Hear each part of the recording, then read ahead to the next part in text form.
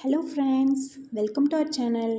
இன்றைக்கி நம்ம வீடியோவில் ஸ்கூல் போகிற குழந்தைங்களுக்கு, ஆஃபீஸ் போகிறவங்களுக்கு எடுத்துகிட்டு போக ஒரு சூப்பரான ஹெல்தியான லஞ்ச் பாக்ஸ் ரெசிபி தாங்க பார்க்க போகிறோம். பீட்ரூட் சாதம். பொதுவாகவே பீட்ரூட் சாதம்னா எல்லாத்துக்குமே ரொம்ப பிடிக்கும், எல்லாருமே விரும்பி சாப்பிடுவாங்க. இன்றைக்கி எப்படி பீட்ரூட் சாதம் ரொம்ப டேஸ்டியாக ஹெல்த்தியாக பண்ணலாம் அப்படிங்கிற இந்த வீடியோவில் பார்க்கலாம். அதுக்கு முன்னாடி நம்ம சேனலை சப்ஸ்கிரைப் பண்ணாதவங்க சப்ஸ்கிரைப் பண்ணிக்கோங்க, பெல் ஐக்கானையும் கிளிக் பண்ணிக்கோங்க.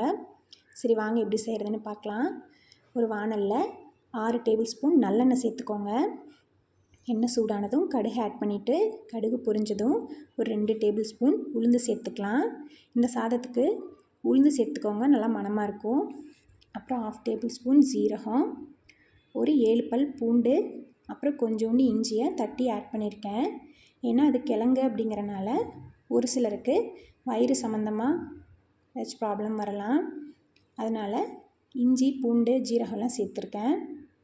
அப்புறம் ஒரு பெரிய வெங்காயம், அப்புறம் 2 பச்சை மிளகாய், அப்புறம் ஒரு கொத்து கருவேப்பிலை சேர்த்து வெங்காயத்தை நல்லா வதக்கிக்கலாங்க.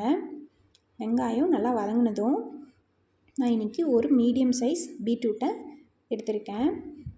பீட்ரூட்டை இந்த மாதிரி செதறியும் சேர்த்துக்கலாம், நீங்கள் அரைச்சி கூட சேர்த்துக்கலாம். எங்கள் வீட்டில் இருக்கிறவங்களுக்கு இந்த மாதிரி பிடிக்கும் அப்படிங்கிறனால இன்றைக்கி இந்த மாதிரி எடுத்திருக்கேன். அப்புறம் 1/2 டேபிள் ஸ்பூன் மஞ்சள் தூள், தேவையான அளவு உப்பு, கொஞ்சோண்டு பெருங்காயத்தூள், ஒரு 1/2 டேபிள் ஸ்பூன் மிளகாய்த்தூள் சேர்த்து பீட்ரூட்டை நல்லா மிக்ஸ் பண்ணிக்கலாம், அந்த மசாலாலாம் மிக்ஸ் ஆகிற மாதிரி. அப்புறம் ஒரு மூடி போட்டு ஒரு 2 மினிட்ஸ் மூடி வைக்கலாங்க. தண்ணியெல்லாம் ட்ரை ஆகிடுச்சு. நம்ம வேகிறதுக்காக இன்னும் கொஞ்சம் தண்ணி தெளித்து மறுபடியும் ஒரு 2 நிமிஷம் மூடி போட்டு மூடி வைக்கலாம். பீட்ரூட் நல்லா வெந்துருச்சு. இந்த ஸ்டேஜில் நான் எடுத்து வச்சுருக்கேன் சாதத்தை ஆட் பண்ணிக்கிறேன். நான் இன்றைக்கி 250 கிராம் சாதத்தை வேக வச்சு ஆற வச்சு எடுத்து வச்சுருக்கேன்.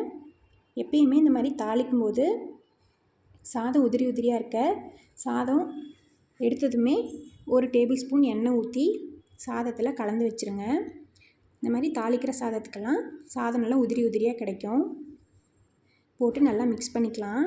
இந்த கட்டியெல்லாம் இல்லாத மாதிரி மிக்ஸ் பண்ணிட்டா சூப்பரான பீட்ரூட் சாதம் ரெடிங்க. இந்த மாதிரி பீட்ரூட் சாதம் கண்டிப்பாக வீட்டில் ட்ரை பண்ணி பாருங்கள். ட்ரை பண்ணி பார்த்துட்டு எப்படி இருக்குன்னு சொல்லுங்கள்.